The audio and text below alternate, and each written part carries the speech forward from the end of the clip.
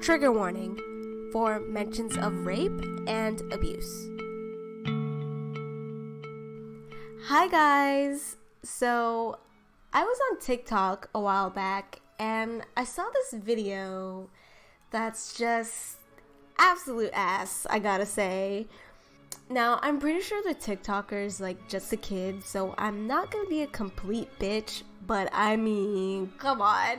Like, I'm also not going to show their face. I'm just gonna play the audio, and I just want to preface this by saying that while I think they are very wrong and they're being very insensitive, I'm not actually trying to attack this person. This is just something that I think needs to be talked about. So, with that being said, here's what they said. You guys are going way too far with the triggers that you need a warning for. What?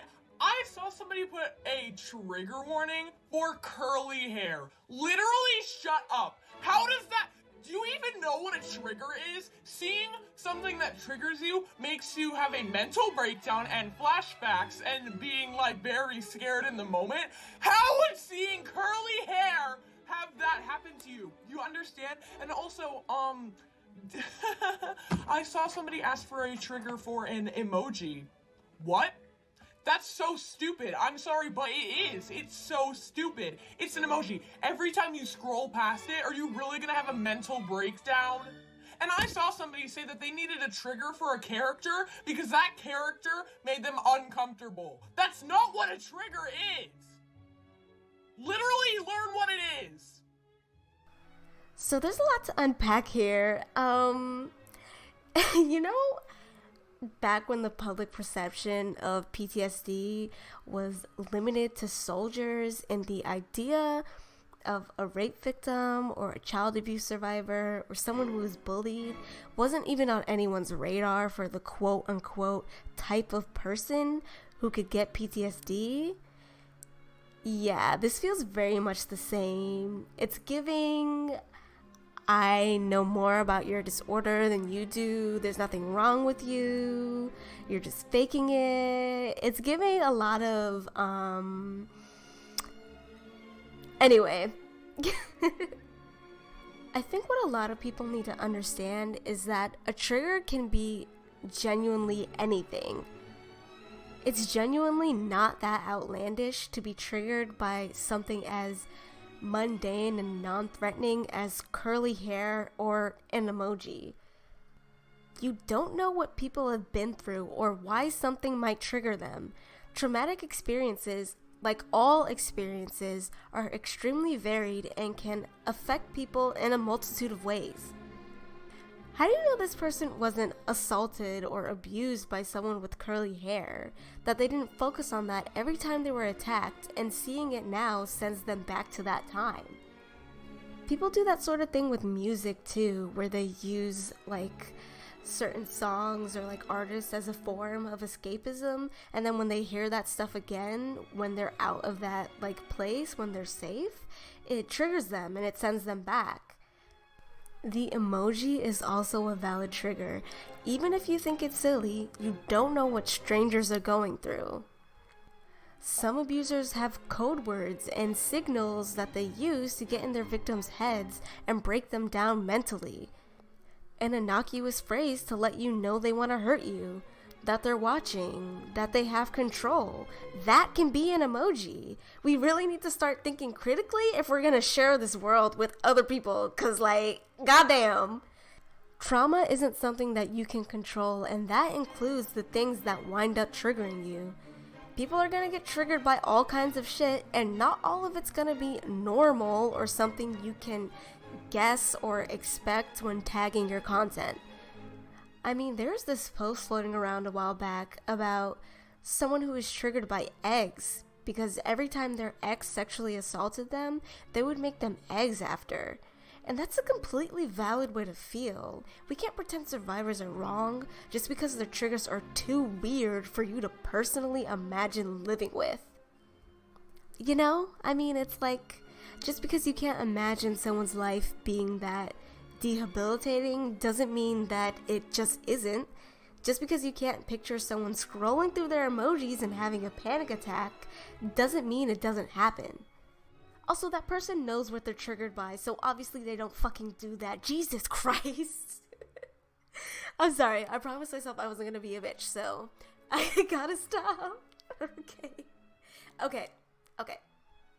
That gets me into another thing. When we view triggers through this lens, it puts them into this category of things that can only be bad.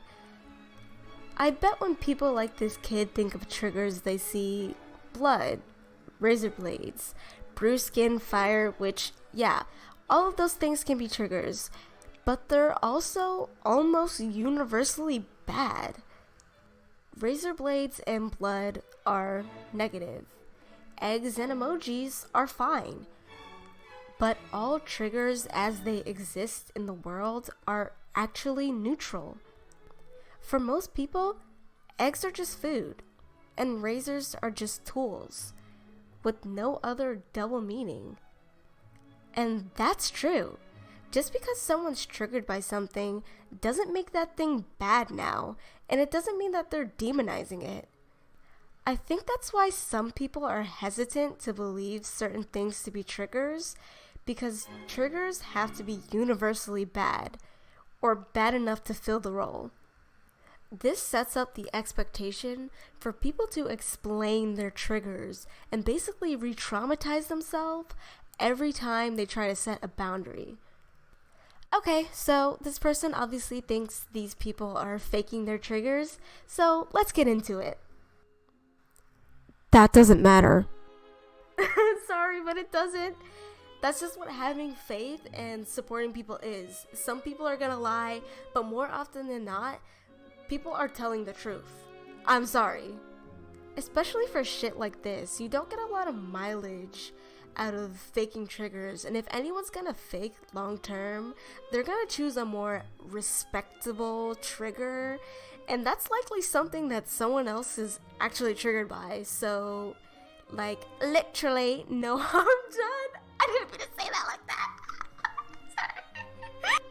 Also, side note, this wasn't planned, but I was on Twitter when I was in the middle of making this video, and I saw this tweet, and it's literally so accurate. Like, yeah, y'all will support traumatized people until they act out of turn. Then it's get this freak away from me, right? And yeah, that one person who wanted a character tag because it made them uncomfortable probably didn't know what a trigger was. Or they miscommunicated. I mean, like, I don't think that's big enough of a deal to make a fuss over, honestly. So, I mean, maybe let it go. And that leads me to my next point, which is literally just boundaries. You don't have to tag and put up trigger warnings for every person who acts. That just falls under boundary setting. It's fine. So don't feel overwhelmed with the knowledge that anything can be triggering, and don't feel like people are taking trigger warnings too far. If someone's tagging curly hair, it's because they want to do that. No one's forcing you to tag shit. You can literally say no. Nothing will happen. This doesn't have to be a cruel thing either. Just tell whoever's asking, sorry, I can't do that. You don't need to explain yourself or invalidate their trigger to assert your own boundaries. Even if it's just because you don't feel like you can realistically tag your content, or the stuff you make is actually centered around a trigger. Like, if your thing is analyzing horror content and someone wants you to tag screaming or blood or gore, you can just say no. That in and of itself is helpful, because the whole point of trigger warning is to help someone filter out harmful subject matter that specifically affects them. So just you saying no, I can't tag this, lets them know how to avoid your stuff. So just be considerate. Anyway, that's the video. Thanks for watching. I do have commissions open, so go check that out in the description if you want to. And I'll see you guys next time.